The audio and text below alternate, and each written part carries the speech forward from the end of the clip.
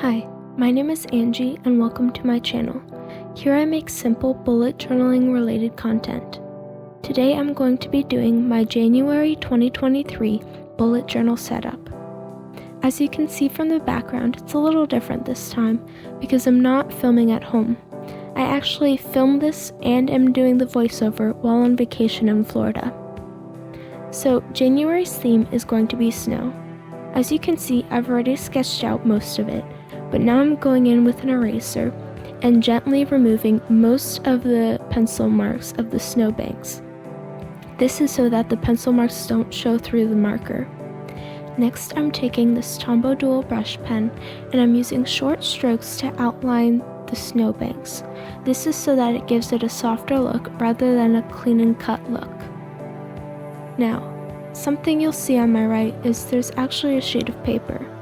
This sheet of paper has a sheet protector on it. Now I'm coloring on the sheet because since Tombow Dual brush pens are water-based markers, if you add water to the ink, they act just like watercolors.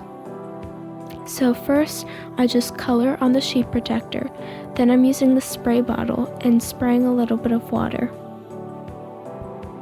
Now, the reason why I'm using a sheet protector is because it is a non-absorbent surface. This means that none of the ink or pigment will get soaked up and rather just stay on the surface so I can use it as watercolors. Now, just like watercolors, the more water you add, the more diluted the color will be. Now, I'm taking my angled flat brush and I'm going in and I'm making these little squiggle lines and a little shadow to where the two hills meet. This is so that it adds more texture and shadows to the snow. Then I'm going in with a different Tombow Dual brush pen and I'm lettering out January as the watercolor dries below. To make the title stand out a little more, I added a drop shadow with my Tombow Hardtip Fudenosuke pen, and I'm just adding a very thin line, thin enough to where it doesn't stand out too much, but it makes the letters pop. Now I'm going back in once it's dry, and I'm adding more pigment to the areas to make some darker shadows.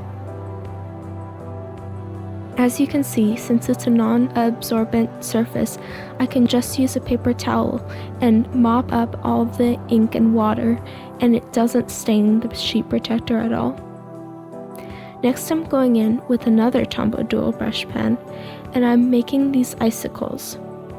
So, I used a reference photo to make these icicles, but the general gist of it is that icicles aren't smooth. They have these little bumps. And the tips usually are little teardrop shapes because it's the water that's dripping.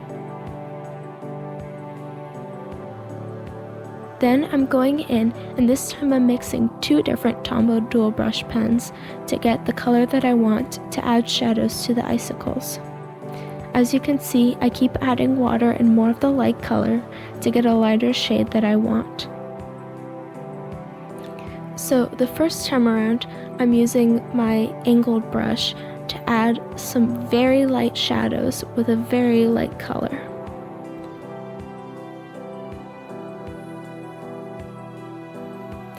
I also made sure that I only add shadows to one side, though in the video it's kind of hard to tell that. This is so that it looks like the light is coming from one way and it doesn't just look like you colored in the icicles. Then I'm taking a smaller, thinner brush and I'm using a darker shade just to add a little bit more shadows in some areas and deepen some.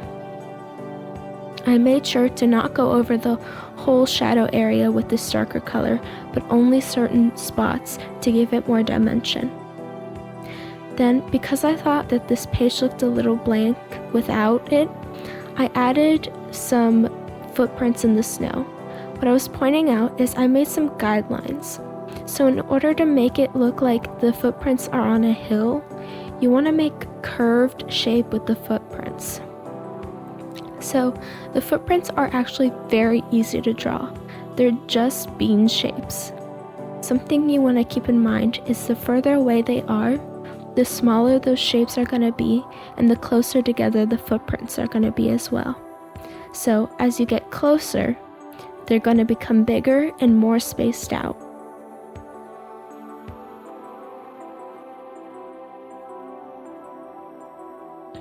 Also, to add some more color and make them stand out a little more, I'm using an aqua shade for it. Next, I'm moving on to my quote page. I'm using my heart-tip Tombow Fudenosuke pen to just write out the quote, and then the last 3 words I use some lettering for. The quote is, "I hope you live a life you're proud of. If you find that you are not, I hope you have the strength to start all over again." And I thought this was really fitting because it's the beginning of the year, and the beginning of the year is notorious for fresh starts.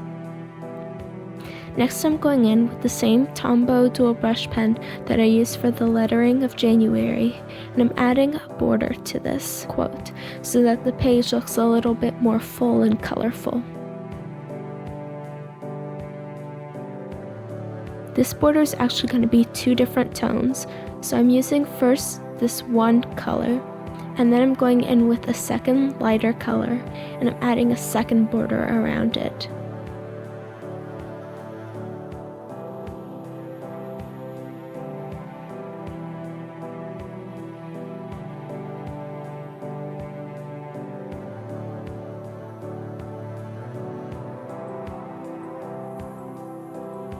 Next, I'm moving on to my calendar page. Now, something that I found with this notebook is it has 2 spaces short of a perfect spacing divisible by 7. So, I made the 2 weekends a little squished, and I made them 3 spaces wide, while all the weekdays are 4 spaces wide. This is because Sunday and Saturday are on opposite ends, so they also have the border between the end of the page and the dot, which gives it a little more space and makes it look a little less uneven. So I drew lines horizontally, and then for the vertical lines to soften it up a little, I'm using dashed lines instead.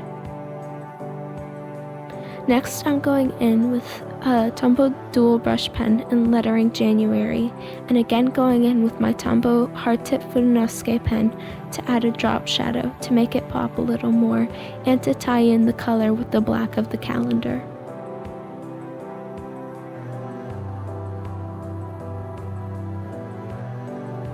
Then I'm going in with the same aqua shade that I used for the footprints and writing out the days of the week and then all the numbers for the calendar. What you saw under my journal is actually a pack of pens because with it underneath it helps it lay a little more flat. Next, I'm adding a light blue grid washi tape just to the header and footer. Moving on is my goals and achieved page. This is one of my most used pages out of my monthly setup. So I always make sure to write only 5 goals that I want to get done in the month. That way I don't add too much and make it too overwhelming. I also make sure that these are small, achievable goals. Then I only add 3 spaces for achieved to write down only 3 things that I achieved to make it a little less like I have to achieve a lot. I always end up achieving more and adding more goals, but only after I finish the goals that I originally wrote. Next, we're going to my content tracker page. So again, here I'm making a smaller version of the same calendar from the calendar page. And I'm going to be writing the days that I film, edit, and work on projects, and then the days that I post them as well, just to keep track of when I did what. Underneath the little calendar is going to be a space for any ideas that I have for content. Now this can either be related to Angie's Bujo, which is this YouTube channel, and my Instagram, or it can be related to my music, since I'm a singer-songwriter as well. For the title, I'm going back with the lettering and again using the hard tip Funnosuke pen to do a black drop shadow. I feel like the drop shadow just makes the header pop a little more and makes it stand out more instead of just blending into the page. And it also ties in the black color of the calendar and of the word ideas and makes it look more cohesive. Then I'm going in with that same Tombow dual brush pen and writing in the days of the week along with the numbers.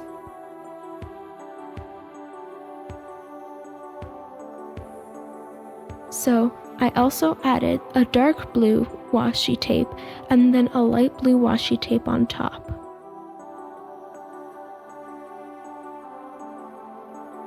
Next, we're going on to my budget page.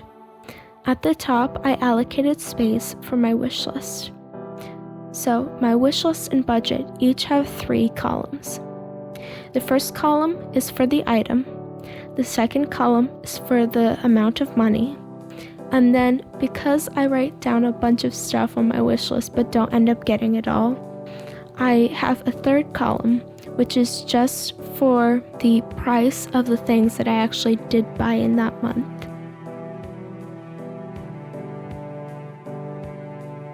And because I didn't want to fray my bullet tip of my brush pen by using a ruler, I decided to freehand it, and then I used a white gel pen to correct all of the inevitable mistakes that I made.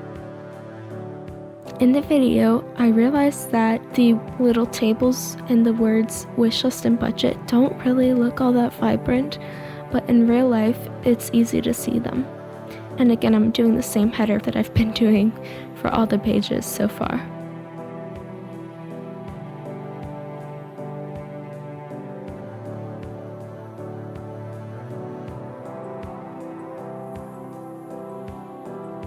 Next, we're moving on to my weekly spread. So I divide my weekly spreads into 8 spaces. The top space is to write the header, so the week that is on. And can we just take a moment to appreciate the fact that the new year starts on a Sunday, and I start my weeks on a Sunday, so it's a perfect week. Anyways, so the first space is just to write the header, and then the other 7 spaces are for each day of the week, and in each box for each day of the week, I write my daily tasks.